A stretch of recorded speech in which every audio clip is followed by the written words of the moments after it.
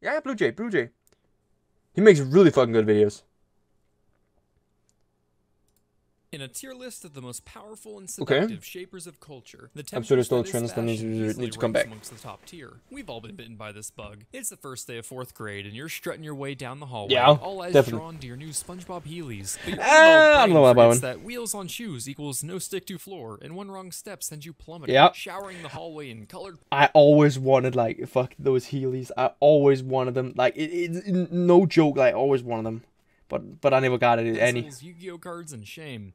We've all been there. Bro, Yu-Gi-Oh cards was fucking big for Well, them one. people often Pokemon reminisce cards about took the over. dapper fashion of the good old days. They usually aren't referring to the more ridiculous or outright baffling trends that have existed. So get comfy and buckle up your Supreme seatbelts, because on today's field trip, we're I hate the Supreme, world of honestly. absurd trends, styles, and fashion throughout history. And there were a lot of these, so if you want a part 2, make sure to let me know in the comments.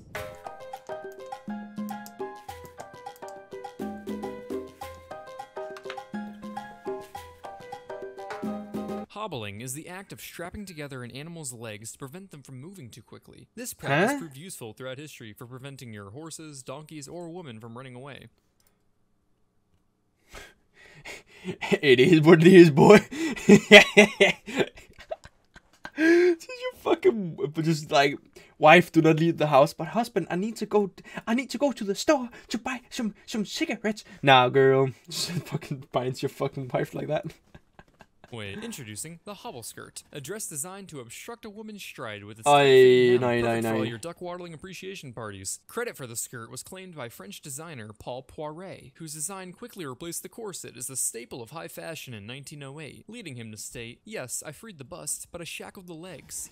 It's not entirely clear where Paul allegedly came up with the design. Some say it may have originated from the first woman to fly in an airplane, who tied a rope around her skirt to prevent it from blowing up in the wind. Yeah, that could be it. That could be it, definitely. But I have a different theory. Perfection. Obviously, the trend came with certain mobility-related complications, such as crossing a street, or going upstairs, or just, you know, living a life. Things like boarding streetcars became especially difficult, so I guess they're just gonna have to wear something else for daily transit. Yeah, but wait, is it, if it's high fashion, wouldn't you just be wearing it to like parties and gatherings and stuff like that? What about sitting down and getting up? Oh, or you could just have the city design modified streetcars specifically for hobble skirts. But as everyone knows, not a great trend until you've had your fair share of untimely deaths. One woman drowned falling off a bridge in New York, while another was killed trying to outrun a loose horse at a racetrack in Paris. Goddamn. The onset of World War I saw the decline of the speed limit skirt, with its impractical design not really suiting a wartime atmosphere. Thanks, World War I. You really saved a lot of lives. Based. When you hear the word hermit, many often think of the adorable little crustaceans occasionally found as pets. Others, a sweaty neckbeard grinding for RuneScape XP in his mom's basement. However, a true hermit has more in common with the latter, opting for a life of isolation, where instead of grinding for XP, they grind for spiritual enlightenment. Yeah. These secluded eccentrics often lived lives of peace and meditation, contemplating the meaning of life. And so naturally, British aristocrats thought they make perfect garden gnomes. Good morning, friendly travelers,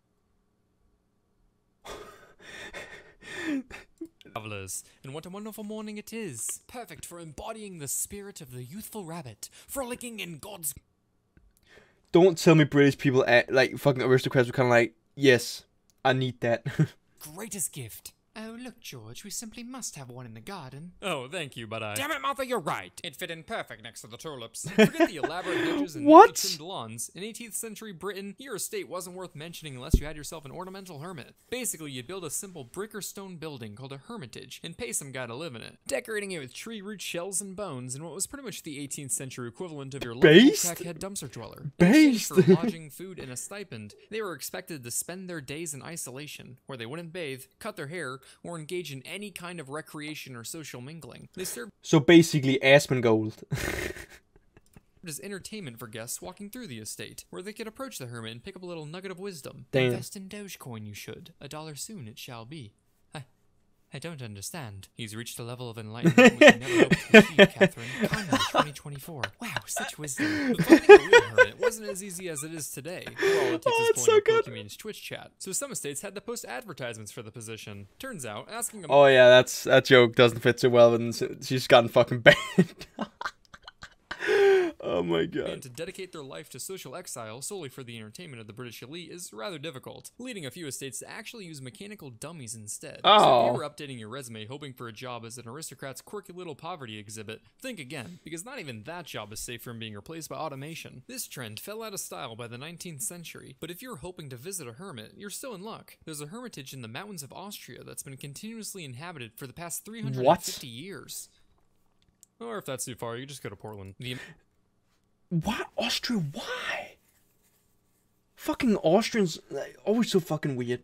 American song Yankee Doodle has been sung for hundreds of years and is nearly famous enough to replace the US national anthem, Toxic by Britney Spears. But it turns out the famous lyric about macaroni isn't actually talking about those delightful curvy carb tubes, but a ridiculous 18th century British fashion by the same name, characterized by their outlandishly large wigs, vibrant colors, pointy shoes, unnecessary canes, and tiny hats. This eccentric fashion had 18th century Britain looking like if Rockstar made Grand Theft Carriage Aristocrat City. The fashion originated from young men. Britain looking like if Rockstar made Grand Theft. I would play that game. I would play that fucking game. That sounds so fucking fun. Aristocrat City. The fashion originated from young men who went gallivanting around Europe on the Grand Tour, essentially the Georgian-era equivalent of your typical rich kid gap year abroad for finding themselves. Just like all college-aged men, they developed of your typical rich kid gap year abroad for finding themselves. Imagine air quotes. I don't have fingers.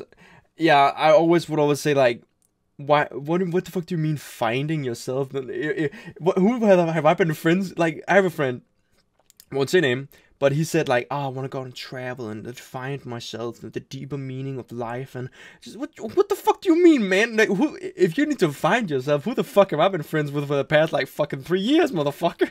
It's so fucking dumb. Themselves. Just like all college-aged men, they developed a passion for macaroni while passing through Italy, using the word for its cultural sound to describe anything sophisticated or worldly, such as their new drip. Oh my gosh, James, you look like a whole new man. What do you call this? Oh, this? Just a little thing we picked up passing through good old Italia. Damn. I call it macaroni. Macaroni. But while the ultra-elite enjoyed how this expensive, over-the-top fashion distinguished themselves from those yucky poor people, macaronis soon began to fall out of favor. Given their exaggerated and often flamboyant appearance, the term began to refer to excessive fashion and male femininity, which at the time was rather frowned upon. Trust me, they want to be colonized. Gay! Macaroni was ridiculed because it suggests that homosexuality is unclear. But regardless, mocking the trend became another popular British pastime, right up there with playing cricket and selling opium. After a lot of heat from magazines and cartoonists, the fashion fell out of style after only a decade. But don't worry, the rich will find other quirky ways to express themselves. When you think of history's Africa sex symbols, there are probably quite a few individuals who come to mind. Shut. No, not me. Stop it. King Henry VIII, especially in his youth, could be considered one such individual. Oh yeah. He was like known as a fucking like the most handsomest man in England or some shit. Literally a fucking sex god. But yeah, the older Henry was not considered that. Subtle about it. To highlight his fertility, Henry VIII was particularly fond of wearing a codpiece, a type of flap or pouch protruding from a man's trousers, kind of like a genital birdhouse. While he didn't start the fashion trend that became popular during the 15th century, he certainly embraced it with open arms. Damn. His legs, so much so that you'd be hard pressed to find. I would want that. His armor is on display at the Tower of London, sporting a whopping 2.5 pound conflict. Even his fucking armor. His fucking armor! Which was sure to make him look quite submissive and breedable on the battlefield. Apparently, others thought so too, seeing as how a woman used to stick pins in its leather lining in hopes of increasing their chances of getting pregnant. Because you know, nothing quite screams healthy family like the dude who beheaded 2 of his 6 wives. His codpiece was so iconic that there used to be a wooden statue of him also at the Tower of London, equipped with a secret mechanism. To activate it, one only needed to step on the right spot on the floor. Hey, where's the codpiece? That's kind of his shtick. Check this out.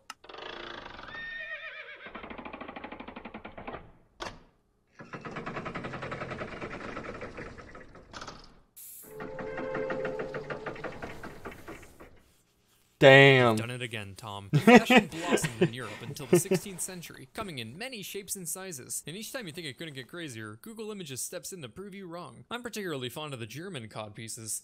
I don't know what they were going for with this one, but to me it looks like a weird Harry Potter and the Sorcerer's Stone fan fiction. You know, the one where Voldemort attaches himself to Professor Quirrell's other head. Avada Kedavra. So while it does seem like the fads of today are as stupid as they come, clearly history has had its fair share of trendy hiccups to hopefully give you a little more faith in humanity. Or not. As you look back at what was in vogue in centuries past, it makes you wonder and perhaps excited to see what may become stylish in our lifetimes. Not me, though. Fashion has already failed me on that fateful day many moons ago. Damn. It was a long time ago, BlueJay. I need to let go. I can still hear them. The laughs. Oh God, they just get louder. Holy shit, this is such a good video. When we hear the voices. BlueJay? Beauty is pain. Louder. Beauty is pain. You're ready. So from hobbits in your garden to towers on your noggin, I think it's safe to say weird historical fashion gets 6 out of 11 out of 10 stars. The fucking horse just comes fucking back. This amazing fucking video. Holy shit.